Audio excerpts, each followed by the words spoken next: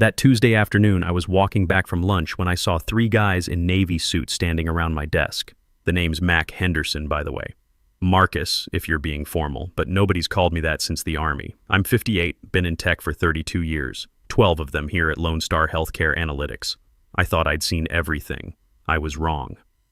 The glass walls of our Austin office reflected the harsh LED light from my monitor, still glowing with code I'd been debugging before lunch.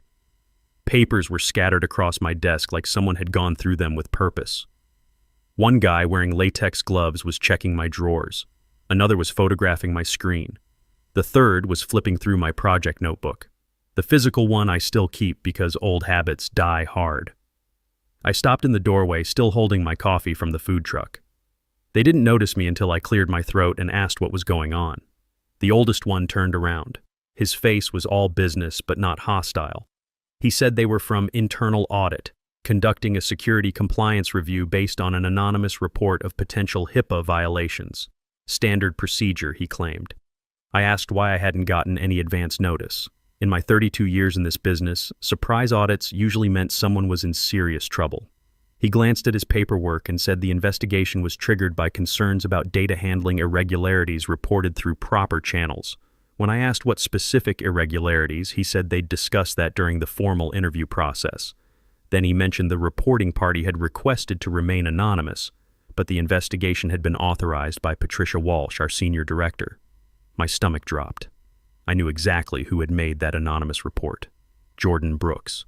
Jordan's desk was maybe 20 feet away, separated by those trendy glass partitions that make everything feel like a fishbowl. When I looked over, there he was by the coffee station, pretending to review something on his phone. But his eyes kept drifting toward me and my unexpected visitors. He didn't laugh or smile, just pressed his lips together slightly, like someone watching a plan unfold exactly as intended. I took a slow breath, set my coffee down on the nearest desk, and told the audit team they could continue. I'd cooperate fully. After the Gulf War and 32 years in corporate America, it takes more than this to rattle me. But I knew something significant had begun. I pulled up a chair across from my desk and watched them work. The clicking of cameras, rustling of papers, everything felt deliberate and thorough. While they moved around my workspace, pieces started falling into place. Monday's team meeting, when Jordan questioned my documentation protocols in front of everyone. Last Friday afternoon, when he walked past my desk, glanced at my monitor, and made some comment about legacy security practices. That calculating look he'd been wearing lately. I remembered him mentioning in the break room that the company needed people who could adapt to evolving compliance standards better. I hadn't thought much of it then. Now I did. One of the auditors asked to access my computer files. He browsed through folders systematically, took screenshots of file structures, asked several technical questions about my current healthcare data projects. I answered everything directly, provided exactly what he needed. As he nodded his thanks, I caught Jordan's reflection in my monitor screen, walking slowly past my area again. This time, he wasn't hiding his interest. I met his gaze without saying a word. That silence seemed to make him pause. Here's the thing. I knew audit procedures inside and out. Back when I started at Lone Star 12 years ago, I was part of the compliance team when we transitioned to electronic health records. HIPAA investigations weren't uncommon in healthcare tech, but they always had specific triggers. Patient data breaches, unauthorized access attempts, whistleblower complaints with documentation. They didn't target individual employees without clear evidence, especially not someone like me who'd never had so much as a compliance warning in 12 years. That's when it clicked. This wasn't about actual security violations. Someone had orchestrated this. The lead auditor looked up from his laptop and asked if I'd ever accessed patient data outside our secure servers or shared login credentials with unauthorized personnel. I said absolutely not.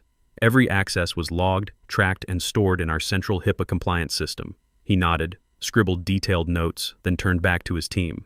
Nobody spoke after that. I could hear the wall clock ticking, each second stretching the silence. I didn't know exactly what they were looking for, but I knew it wasn't in my computer files.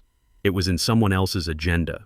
When they said they'd return tomorrow to conduct formal interviews and complete their review, I stood up, thanked them professionally, and stepped outside to the break area. Jordan was there, phone in hand, looking like he'd been waiting. He glanced up with this casual expression and said, Heard there's some kind of security review happening. Hope everything's okay with your projects. I looked him straight in the eye and replied, everything's fine, just standard compliance checks. Then I walked past him, leaving him standing there with his fake concern. Outside the 15th floor window, Austin traffic crawled along Mopac like usual. I leaned against the glass and stared down at the parking lot below. It wasn't fear that made my hands steady on the coffee cup. It was recognition. Someone in this company was willing to weaponize our compliance system itself. If Jordan had done that, I needed to understand exactly how deep this went. I met Jordan Brooks for the first time 3 years ago during new employee orientation. He joined Lone Star with impressive credentials, Stanford MBA, previous, experience at a major Silicon Valley health tech firm. When he walked into that conference room, Jordan carried himself with the kind of confidence that commands attention. Firm handshakes, remembered everyone's names within minutes, and when it was my turn, his eyes lingered just a bit longer than necessary. I still remember what he said that day, that he'd reviewed my work on patient behavior analytics and was impressed by the systematic approach to complex datasets. I thanked him, figured it was standard new guy politeness.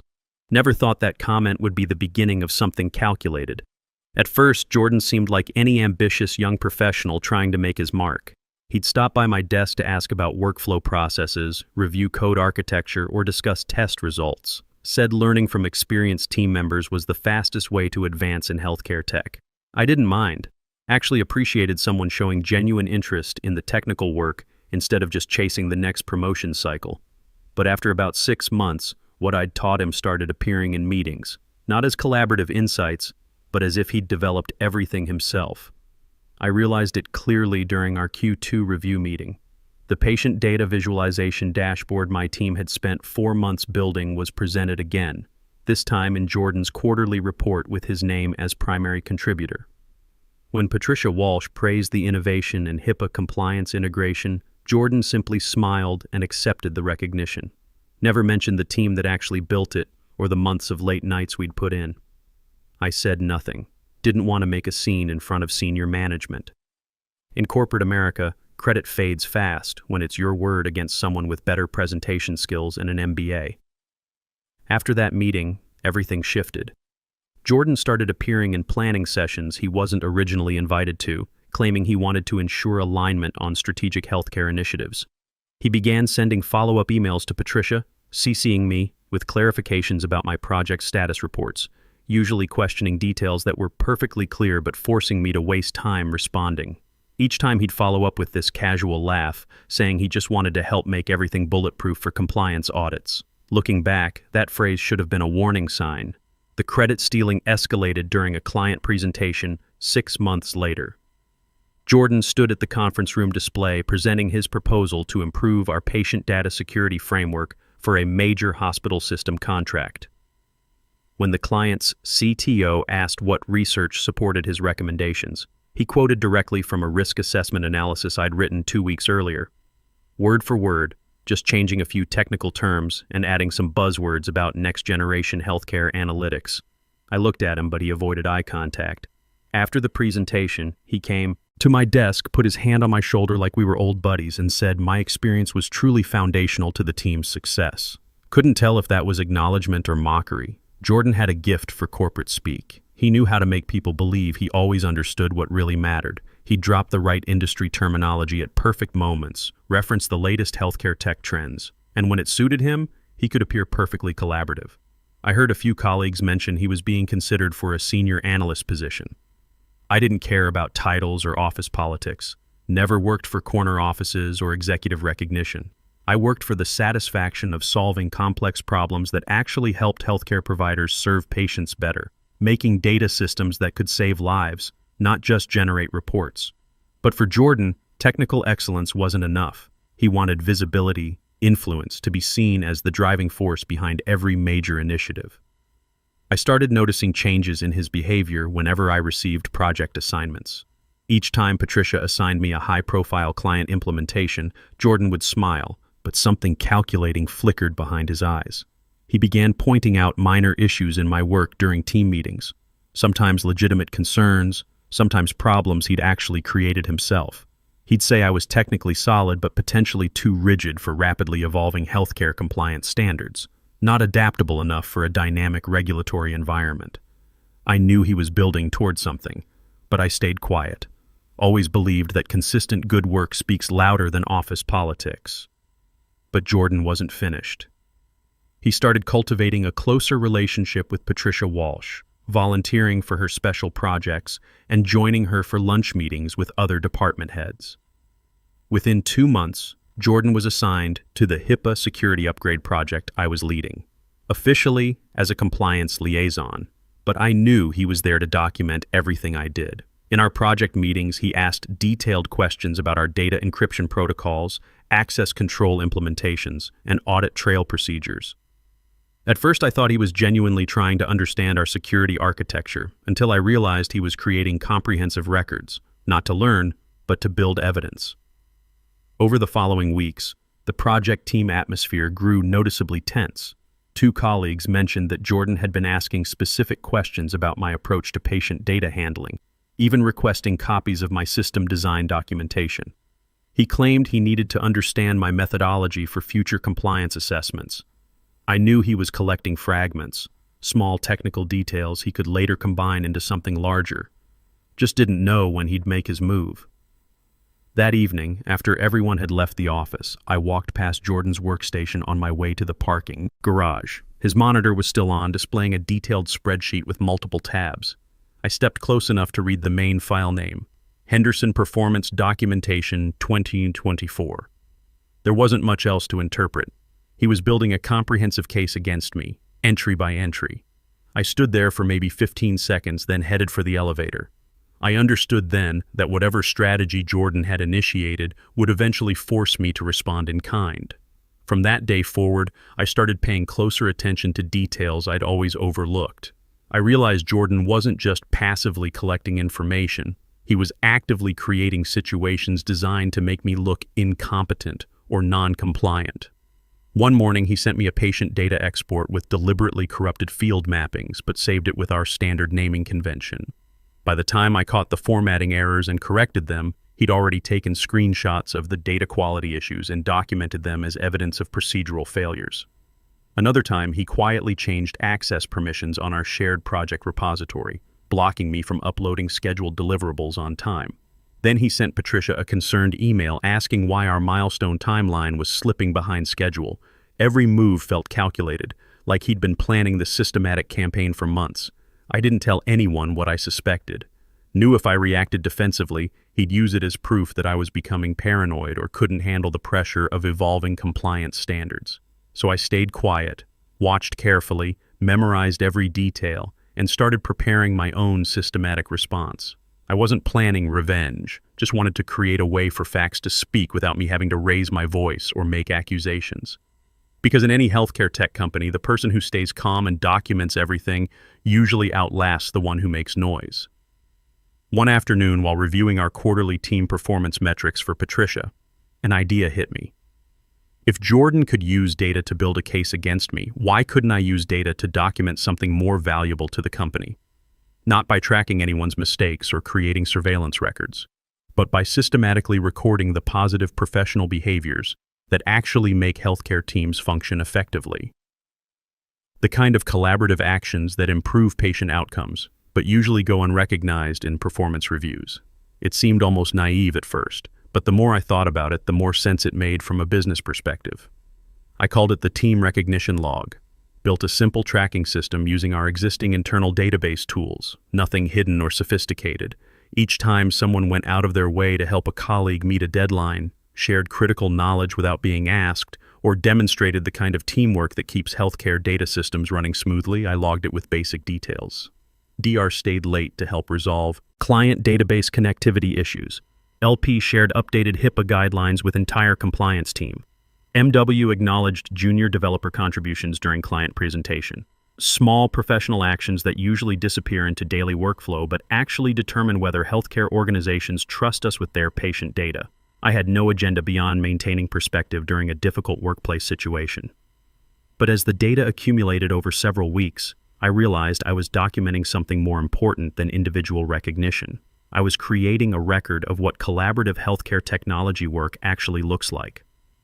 After about 6 weeks of consistent logging, clear patterns emerged. Certain initials appeared repeatedly, people I worked with every day who quietly kept our healthcare compliance systems running smoothly, colleagues who treated newer employees with patience, who shared institutional knowledge freely, who solved critical problems without needing public credit. Then there were others, names that never appeared in the positive interaction logs, not because they didn't work hard on their individual tasks, but because they left no trace of collaborative behavior that benefited patients or healthcare providers. Jordan Brooks was one of them.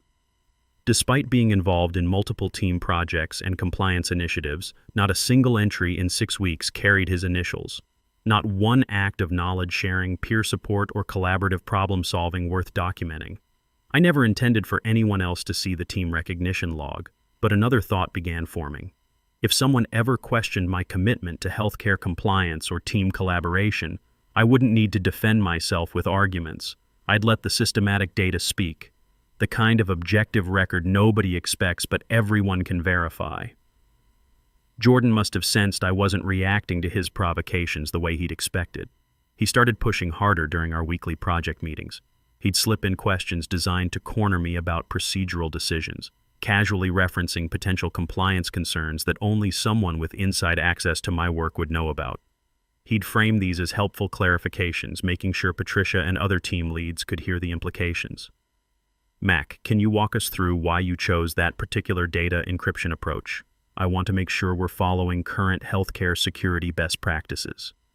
I answered every question slowly, precisely, with complete technical documentation. He'd smile and nod appreciatively, but his eyes couldn't hide the frustration that his traps weren't working. The breaking point came during a late evening in November. I'd stayed in the office to finish our monthly HIPAA compliance report, a critical deliverable that affects our certification with major hospital systems. As I took a break to grab coffee from the break room, I noticed Jordan was still there too, working alone, in the main conference room. The overhead lights were dimmed, and the glow from his laptop cast sharp shadows across his face. He was studying something intently, typing rapidly, then deleting entire sections and starting over. I slowed my steps, careful not to make any noise. The conference room door was slightly open, just enough for me to see his screen clearly. The document title read, Compliance Assessment, Internal Security Review Request. He was drafting a formal report to trigger the HIPAA investigation, and my name appeared throughout the document. I could see specific references to procedural irregularities, potential data handling violations, and need for immediate audit review. I left the building without saying goodnight to anyone. Outside, Austin's downtown lights reflected off the glass towers around us, and the November air carried that sharp edge that means winter's coming. I walked slowly to my truck in the parking garage, the same question cycling through my mind. What did Jordan actually want from all this? Recognition? A promotion? Or just the satisfaction of watching a more experienced colleague fail? Whatever his motivation, I knew he was close to submitting that compliance report. If that was true, I needed to make sure the team recognition log was complete and backed up before anyone started asking questions about workplace culture and collaborative behavior. The next morning, I opened the team recognition log and added one final entry without any initials attached. Sometimes the absence of collaborative behavior creates its own data pattern. Then I saved multiple copies of the file and prepared to wait. The data would speak for itself when the time came. 2 weeks after I discovered Jordan's compliance report draft, those 3 auditors showed up at my desk. The investigation he'd triggered was now in full swing, and I knew exactly how this would play out. The formal interview process took place the following day. They brought me into conference room B, the one with recording equipment, and asked detailed questions about my data handling procedures, system access logs, and collaboration with team members. I answered everything directly, provided complete documentation, and offered to demonstrate any procedure they wanted to verify. The lead auditor was thorough but professional. After an hour of technical questions, he said they'd found something interesting during their system review and wanted my explanation. He opened his laptop and displayed the team recognition log database. The room grew quiet as he scrolled through weeks of entries documenting positive workplace interactions, collaborative problem-solving, and knowledge-sharing behaviors across our healthcare compliance teams. He asked what the tracking system represented and why I'd created it. I explained clearly that it was a personal productivity tool I'd developed to better understand what makes healthcare technology teams effective. It documented collaborative behaviors that improve patient data security and compliance outcomes, but usually go unrecognized in formal performance metrics. Nothing related to individual performance evaluation or surveillance, just systematic observation of positive professional interactions. He nodded, asked several questions about the data collection methodology, and asked to review the underlying code structure. I showed him everything transparently, the simple database queries, sample reports, even my personal notes about healthcare teamwork patterns. The auditors exchanged glances, then spent considerable time examining the frequency analysis reports. One of them pulled up a summary view that displayed collaboration metrics for all team members over the past 6 weeks. The data was unmistakable. Most employees showed consistent patterns of peer support, knowledge sharing, and collaborative problem solving. Names appeared regularly with specific examples of helping colleagues meet HIPAA deadlines, sharing compliance updates, or resolving technical issues that affect patient data security. But one name stood out for its complete absence from every positive interaction category. Jordan Brooks. 0 entries across all collaboration metrics. No knowledge sharing, no peer support, no evidence of the teamwork behaviors that make healthcare technology systems reliable. The lead auditor looked at me and asked directly if I'd intentionally excluded anyone from the tracking system. I said absolutely not. The data collection was based entirely on observable professional interactions that I witnessed or that were documented in our internal communication systems. If someone didn't appear in the positive collaboration logs, it meant their work style simply didn't generate the kind of cooperative behaviors the system was designed to capture. He stayed quiet for several long seconds, then made additional notes in his investigation file. They continued their review process for another 30 minutes, cross-referencing my team recognition log data with official HR records, project completion reports, and client satisfaction metrics. I could see them discovering correlations between collaborative behavior patterns and successful project outcomes. Finally, the lead auditor closed his documentation folder and said they'd compile their findings and present recommendations to senior management within 48 hours. Before leaving, he mentioned that the team recognition log represented an innovative approach to measuring workplace culture effectiveness that other departments might find valuable. I returned to my desk that afternoon, knowing the investigation would soon be over, but uncertain about what consequences Jordan's strategy might still produce. 2 days later, Patricia Walsh called me into her office. She had the audit team's final report open on her desk and wanted to discuss their findings and recommendations.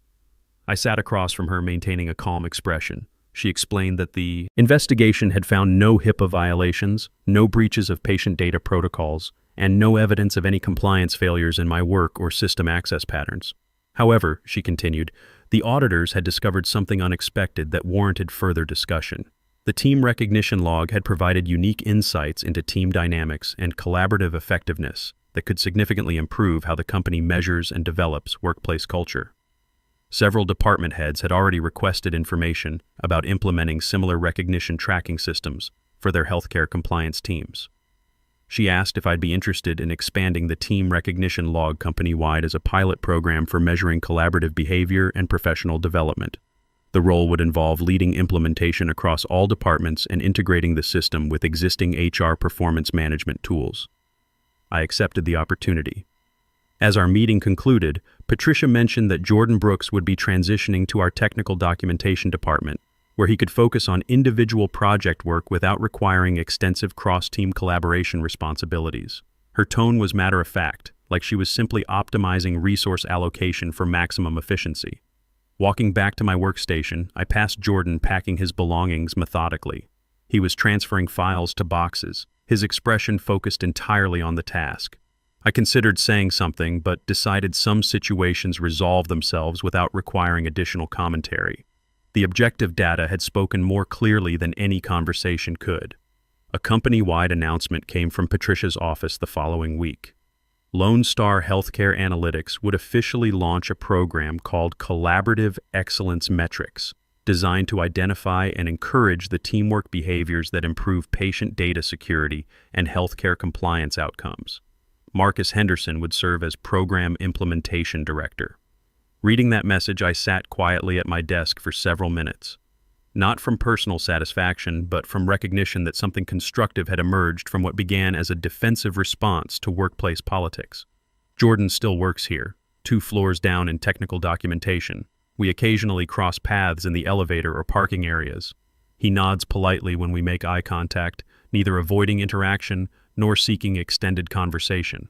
Last month, I received an email with no signature. The subject line read, "Professional Reflection."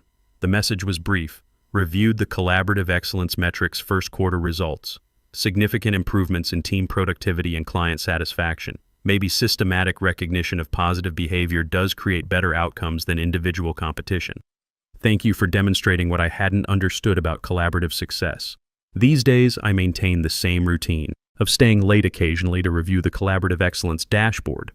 Hundreds of documented acts of professional cooperation now appear across all departments, creating measurable evidence that workplace culture directly affects healthcare compliance quality. Sometimes the most effective response to calculated workplace politics is patient documentation of what actually matters. Thanks for listening to the end.